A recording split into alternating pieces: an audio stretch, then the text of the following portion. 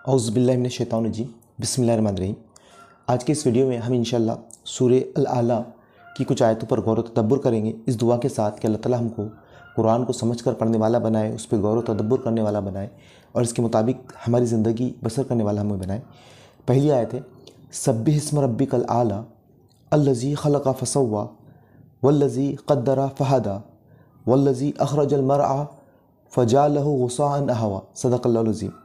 इन 5 आयतों पर हम इस मुख्तसर वीडियो में गौर करेंगे कि अल्लाह ताला ने इस आयतों में हमारे लिए याद दहानी के लिए, हमारी नसीहत के लिए क्या बातें बयान की है। सबसे पहली बात कि पाकीज़गी बयान करो अपने रब की जो सबसे बुलंद है। अब हम यहाँ देखें कि अल्लाह ने यहाँ पर हुक्म दिया है हमको कि अपने रब के पाकीज़गी बयान करो, अपने रब के नाम की पाकीज़गी बयान करो। अगर हम गौर करें कि जिस रब को हम मानने वाले हैं तो उसकी ज़ात से हम वाक़फ़ियत किस बुनियाद पर रखते हैं? उसके नाम की बुनियाद पर।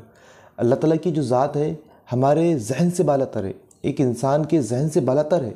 हम उस ज़ात के तसव्वुर भी नहीं ला सकते कि उसके ताकत इख्तियारत और वो क्या होंगी। लेकिन हम अपने रब की जो वाक़फ़ियत हमको है, जिसने हमको पैदा किया, हमको ग़िज़ा दी, हमको हमारी परवरिश कर रहा है, हमारे तमाम मामलात को देख रहा है, तो हम उस रब को जान सकते हैं उसके नाम की बुनियाद पर। और वो तमाम नाम हमको कुरान में मिलते हैं कि अल्लाह ताला के क्या इख्तियारात है, क्या कैसी ताकत और क़ुव्वत वो रखता है, तो हम उसके नाम के ज़रिए से वाक़फ़ियत रखते हैं। तो ज़ाहिर सी बात है कि उसके नाम की पाकीज़गी हमको बयान करना है। तो हम सुबहान रब्बिल आला सजदे में कहते हैं, नबी करीम सल्लल्लाहु अलैहि वसल्लम ने हमको हुक्म दिया कि अपने सजदों में सुबहान रब्बिल आला पढ़ा करो, रुकू में सुबहान रब्बिल अज़ीम पढ़ा करो। तो इस तरह से हम नमाज में अपने रब के नाम की पाकीज़गी बयान करते हैं, बड़ाई बयान करते हैं। अगली आयत है, जिसने पैदा किया फिर तनासुब कायम किया। पैदा करने वाला सिर्फ़ और सिर्फ अल्लाह ताला है और तनासुब कायम करने वाला भी सिर्फ अल्लाह है। तो पैदा करने वाली ज़ात जो है, इस दुनिया में जो भी चीज़ें बनी हुई है, इस कायनात में जो भी चीज़ें बनी हुई है, उसकी तख्लीक अल्लाह ताला ने की है। अगली आयत है, जिसने तकदीर बनाई फिर राह दिखाई। अब यानी अल्लाह ताला ने पैदा किया, तकदीर बनाई और राह दिखाई।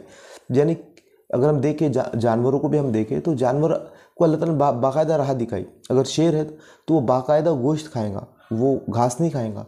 अगर बकरी है तो बाकायदा वो घास खाएंगी, गोश्त नहीं खाएंगी।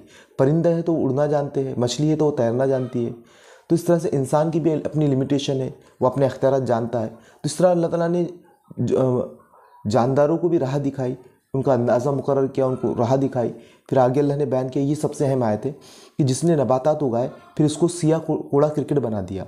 देखिए कि ये एग्जाम्पल कुरान में बार बार आती है कि अल्लाह ताला ने कि अल्लाह ताला ये सब्ज़ा उगाने वाला, तुम देखते हो कि वो ज़मीन जो बंजर पड़ी होती है, अचानक बारिश होती है और वो लहलहा उठती है और वो घास फिर कुछ दिनों के बाद अल्लाह ताला उसको कूड़ा क्रिकेट बना देता है।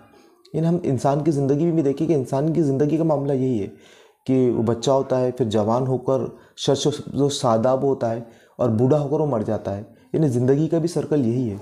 तो इंसान जिस ज़िंदगी को सब कुछ समझ बैठा है, तो जिस तरह से वो एक शॉर्ट टाइम पीरियड देखते हैं नबातात का कि वो किस तरह से फ़ौरन 2-4 महीने में ख़त्म हो जाते। तो इंसान की ज़िंदगी का मामला यही है कि अपनी ज़िंदगी से सबक ले कि उसकी ये ज़िंदगी जो है वो ख़त्म होने वाली है, ये हमेशा के लिए नहीं है। जो इख्तियारात उसको यहाँ मिले हैं ये हमेशा के लिए नहीं है। जो अल्लाह ने अंदाज़ा मुकर्रर किया है उसके लिए, जो उसकी तकदीर लिखी है, तो ये हमेशा के लिए नहीं है, बल्कि ये ख़त्म होने वाली है। एक असल जो ज़िंदगी है वो हमारी आने वाली है। तो ज़ाहिर सी बात है कि उस रब की तशबीह बयान करो, पाकीज़गी बयान करो, उसकी फरमाबरदारी में ज़िंदगी बसर करो। अगली आयतें इंशाअल्लाह हम नेक्स्ट वीडियो में देखेंगे।